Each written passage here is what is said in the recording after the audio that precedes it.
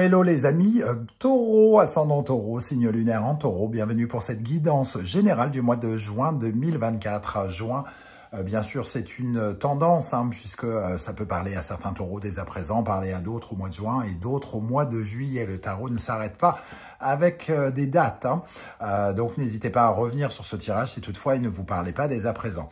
Je vous rappelle que c'est un tirage général qui ne va pas parler à tous les taureaux de la même façon. Certains, ça ne leur parlera pas du tout d'ailleurs. Et je vous recommande dans ce cas de regarder les vidéos de votre signe ascendant et de votre signe lunaire pour avoir soit des compléments d'information, soit d'autres messages. En tout cas, ne prenez que ce qui vibre avec ce que vous vivez actuellement. N'hésitez pas à adapter mon vocabulaire à votre situation, uniquement les messages qui résonnent pour vous, sinon vous passez votre chemin. On y va avec l'énergie principale de ce tirage du mois de juin. N'oubliez pas de liker, de partager et de vous abonner pour soutenir la chaîne et m'encourager par ces temps difficiles. Je vous en remercie. Le battleur inversé apparaît ici, accompagné de l'énergie yin. Alors, on sent ici un départ, quelque chose qui commence, mais qui commence de façon... soit ça commence mal, soit ça commence vraiment sur les balbutiements, mais en tout cas, c'est pas un vrai départ dans un premier temps. Donc, on sent plutôt que vous faites des recherches, que vous analysez des choses avec l'énergie yin. Vous n'êtes pas dans l'action à proprement parlant.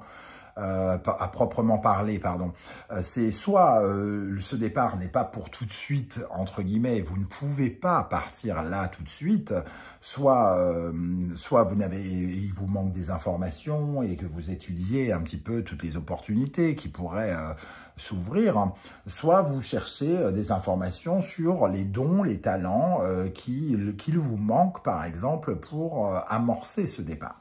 Le battleur, c'est un artisan qui a des outils sur sa table et en position inversée, on nous dit qu'il lui manque quelque chose. Soit il lui manque de l'argent pour investir dans un nouveau projet, soit il lui manque le cœur, c'est-à-dire il ne sait pas exactement ce qui lui ferait plaisir, soit il lui manque l'épée, il lui manque la bonne idée, soit il lui manque le bâton, il lui manque la créativité et voilà, le principe de départ, l'étincelle, l'enthousiasme.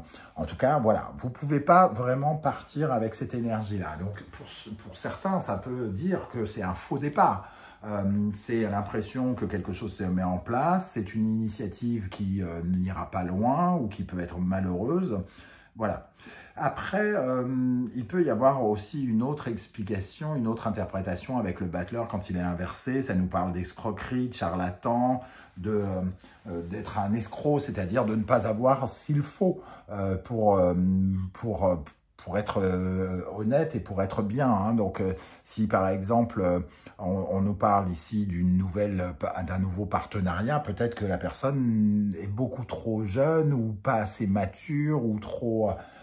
pour être tout à fait la bonne personne, entre guillemets. On pourrait commencer par une mauvaise personne, un mauvais projet, une mauvaise idée. On a envoyé le courrier à la mauvaise personne, à quelqu'un qui n'a pas de pouvoir. Voilà, ces énergies tournent autour de cela en tout cas. En dos de deck, on sent que la maison Dieu est inversée, qu'il y a quelque chose de toute façon en ruine, qu'on n'y échappera pas, et que ce début qui est peu prometteur dans cet espace demande sans doute des aménagements, des réflexions, voilà, pour pouvoir se reconstruire ensuite. Ok.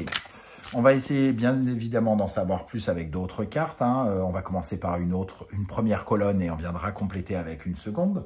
Je vous rappelle que si vous désirez des renseignements pour les tirages personnalisés, vous trouverez mon adresse email dans la barre d'infos, tout comme les références des tarots et oracles que j'utilise, et ainsi que les liens des guidances que j'ai effectuées pour le signe du taureau récemment, comme par exemple quelle est la bonne surprise qui vous attend en juin, et toutes les guidances du mois de mai, de quoi passer un long moment en ma compagnie si les films ne sont pas bons à la télé.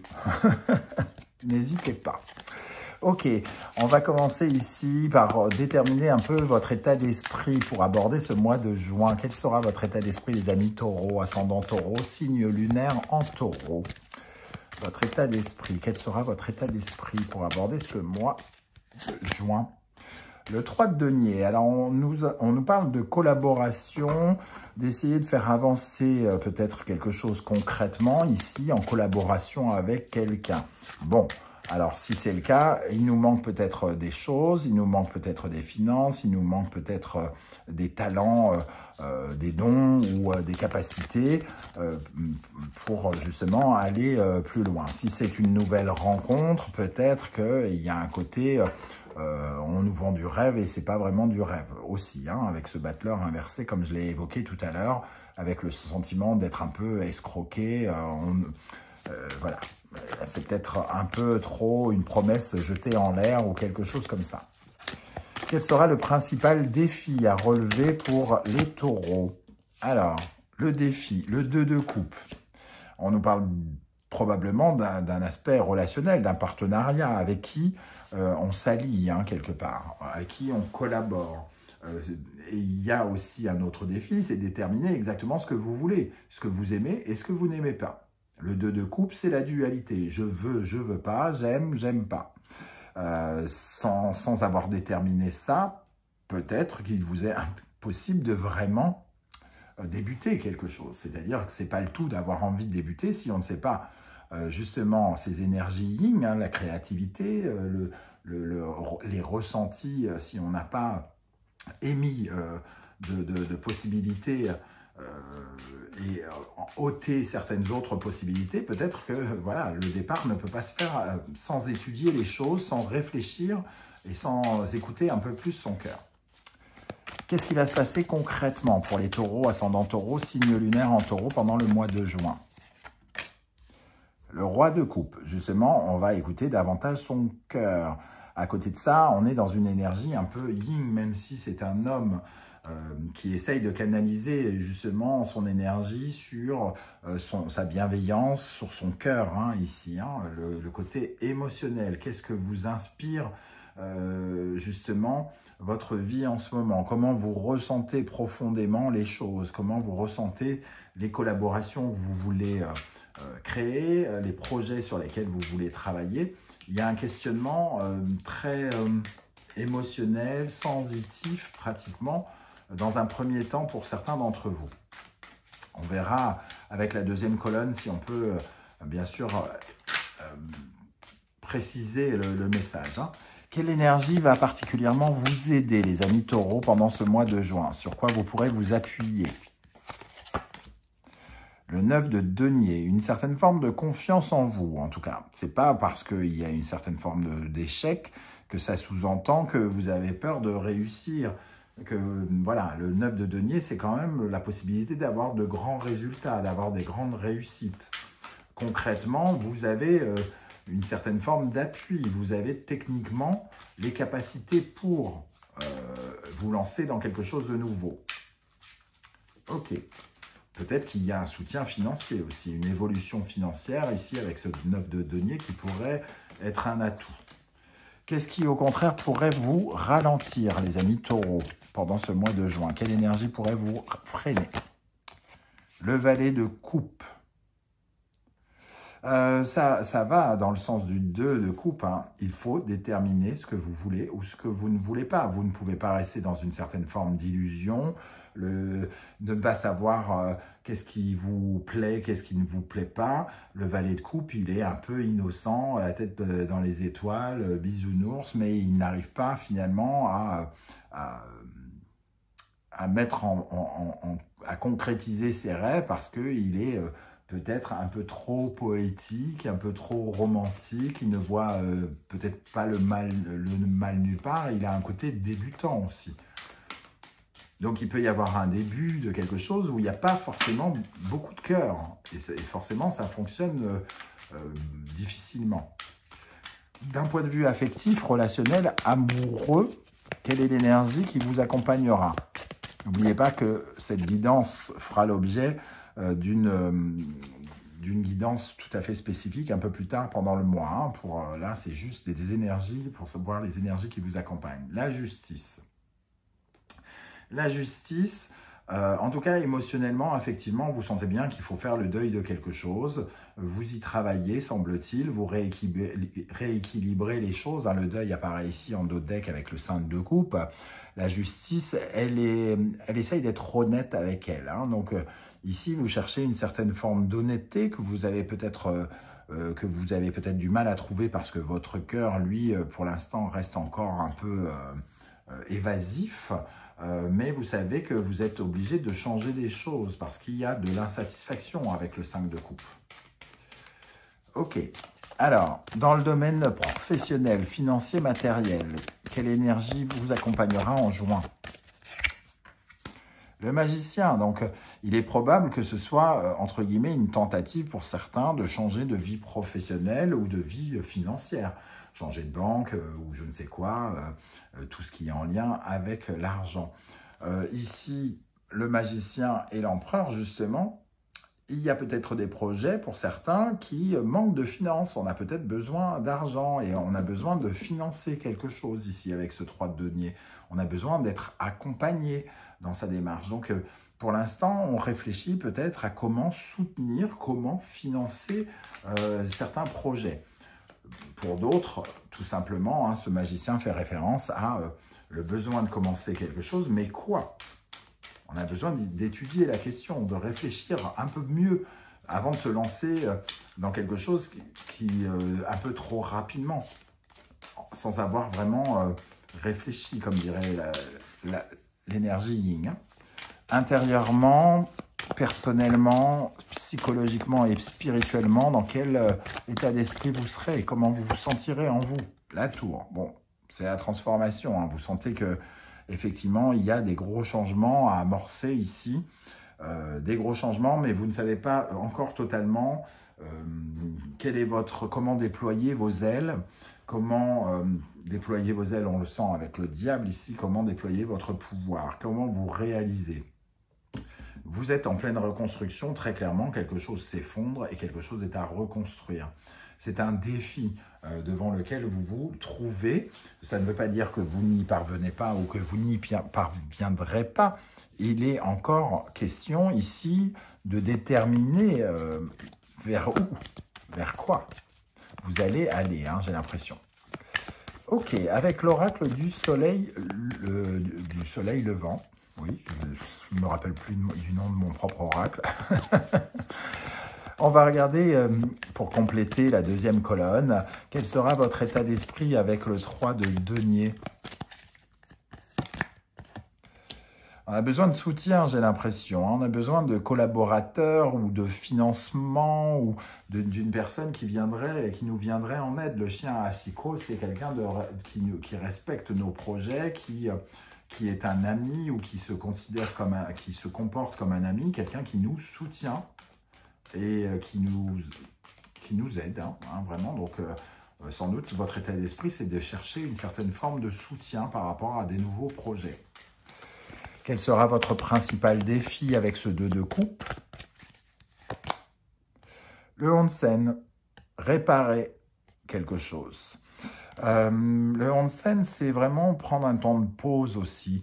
Prendre un temps de pause pour déterminer l'endroit, vraiment ce que l'on veut, ce que l'on ne veut plus. Peut-être que vous aviez du mal à savoir ce que vous vouliez précédemment. Vous avez peut-être agi spontanément sur certaines choses. Et ici, il est peut-être question justement de s'orienter un peu mieux, c'est-à-dire d'être beaucoup plus à l'écoute de soi et de ce que l'on a envie de faire, des vibrations qui nous correspondent mieux. Qu'est-ce qui va se passer avec ce roi de coupe? Le roi de coupe peut être quelqu'un de bienveillant à votre égard, hein, justement. Avec le roi de coupe, nous avons le masque. Bon, il est moins probable qu'il soit bienveillant. Ici, on voit votre cœur, quelqu'un qui essaye d'analyser, de contrôler son cœur. Et sans doute qu'il vous faut pour cela enlever certains masques, certaines peurs, certains visages qui ne vous correspondent pas. Et c'est pour ça qu'on vous dit de vous soigner et d'enlever les choses qui ne vous correspondent pas, que vous n'aimez pas, que vous ne voulez plus dans votre vie. Ça correspondrait à cette énergie-là. Donc, c'est tout un travail, entre guillemets, d'aller chercher la vérité au fond de vous, au fond de votre cœur, pour justement savoir exactement ce qui vous ferait plaisir et ensuite pouvoir enfin vous diriger clairement vers cette chose. Qu'est-ce qui va vous aider? Qu'est-ce qui peut vous aider ou qu'est-ce qui représente un atout? 9 de denier, la grenouille, peut-être que c'est un retour d'argent, quelque chose qui revient vers vous, une dette qui est payée, une somme d'argent qui revient vers vous, qui pourrait peut-être vous être utile. La grenouille, c'est quelque chose qui revient. Au Japon, kaeru veut dire rentrer et veut dire grenouille. Hein, et ça veut dire deux mots avec le même mot. Et ici, on a véritablement le retour de boomerang, quelque chose qui revient vers vous. Une promotion, une prime, quelque chose qui vous est dû, une somme qui vous est due, par exemple, qui revient. Une certaine forme de reconnaissance qui vous revient aussi. Qu'est-ce qui, au contraire, vous ralentit avec ce valet de coupe? Quelle énergie pourrait vous ralentir, au contraire? La prêtresse Miko, être dans la lune. Hein. Là, clairement, on a cette lune. La prêtresse Miko, c'est la magie. C'est être porté par toutes les énergies volatiles, entre guillemets, l'illusion, mais pas vraiment être sur Terre, être dans le concret. C'est aussi pour ça que vous n'avancez pas. Vous êtes dans l'énergie yin, réceptivité, on s'envole, mais on n'est pas dans le concret et dans l'action. Hein. Et peut-être que cette prêtresse Miko nous dit que si vous ne croyez pas en toutes les forces des choses et les forces du destin, et si vous êtes trop pessimiste, si vous ne renoncez pas à certaines choses, vous pourriez avoir du mal à choisir votre nouveau départ et à vous orienter vers quelque chose de nouveau. Dans le domaine affectif, relationnel, sensitif, avec la justice, qu'est-ce qu'on a ici? Bon, on prend conscience aussi qu'on a besoin de défendre ses intérêts dans quelque chose. C'est pas le tout de penser aux collègues, aux amis et tout ça. Ici, il y a une certaine forme d'isolement qui est représentée par la pagode, qui demande quand même à protéger quelque chose, à prendre des décisions vraiment pour soi, hein, malgré le fait qu'on puisse être accompagné, qu'on puisse être marié, etc., etc. Savoir exactement ce qui est bon pour notre environnement, pour notre bulle, pour notre sécurité, pour notre confort avec cette pagode. Dans le domaine professionnel, matériel avec le magicien, qu'est-ce qu'on a avec le magicien ici, dans le domaine professionnel matériel? Le sanctuaire, essayer d'être en harmonie, en paix. On essaye de créer une nouvelle harmonie. Hein. Le sanctuaire, c'est l'énergie du calme, c'est un peu, on va dire, la tempérance dans le tarot. Hein. Donc, il est question ici d'être au calme, finalement, hein, peut-être de se détendre pour certains d'entre vous, de ne pas laisser l'impatience vous guider, puisque là-bas, le battleur ne peut pas commencer, donc ça peut être une certaine marque d'impatience, on va un peu trop vite et finalement on se plante. Voilà, on peut être dans aussi dans le refus de croire en sa bonne étoile, de ne pas croire en son nouveau départ. Donc voilà, il peut y avoir des choses où on n'est pas au calme et il faut chercher le calme, justement. Pour terminer, dans le domaine spirituel, psychologique, intérieur, avec la tour, hein, comment vous vous sentirez en juin?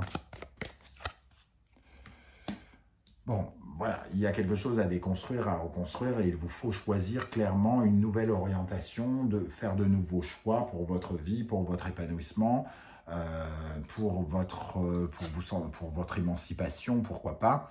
Ici, la forêt, c'est faire des choix. Donc, faire des choix de reconstruction. Comment on s'oriente ou comment on se réoriente, puisque la forêt peut représenter la reconversion professionnelle aussi, hein, puisqu'on parle de magicien ici. Il y a tout à reconstruire. Donc, potentiellement, tout est possible aussi. Hein. Ça peut être magnifique. C'est le défi aussi de prendre de nouvelles décisions. C'est le défi de choisir au mieux et peut-être de choisir des choses qui se révéleront 1000 fois plus bénéfiques que ce que l'on a vécu précédemment. Voilà les amis taureaux, comment je ressens ce tirage. Je ne sais pas du tout si ça va vous parler et comment. N'hésitez pas à me dire un peu comment vous ressentez toutes ces énergies, si ça vous parle ou pas, en commentaire, juste en dessous. J'espère que vous serez nombreux à le faire. Merci en tout cas pour vos likes, vos partages, vos commentaires et vos partages et vos demandes d'abonnement, pardon, qui sont extrêmement cruciaux et extrêmement précieux pour la survie de la chaîne et pour m'encourager. Je vous remercie pour ceux qui ne souhaitent pas étaler leur vie sur YouTube. Vous le savez, un coucou, un like, un émoticône de votre choix, histoire de vraiment de me soutenir et de dire à l'algorithme de s'intéresser à mon travail et de le mettre un peu plus en lumière, ce qui serait bien sympa parce que franchement, c'est compliqué. Voilà, je vous remercie en tout cas de m'avoir écouté. On se retrouve très bientôt pour découvrir les messages que vos guides cherchent à vous transmettre. En attendant, prenez bien soin de vous les amis taureaux. Merci d'être là et à très bientôt. Ciao, ciao.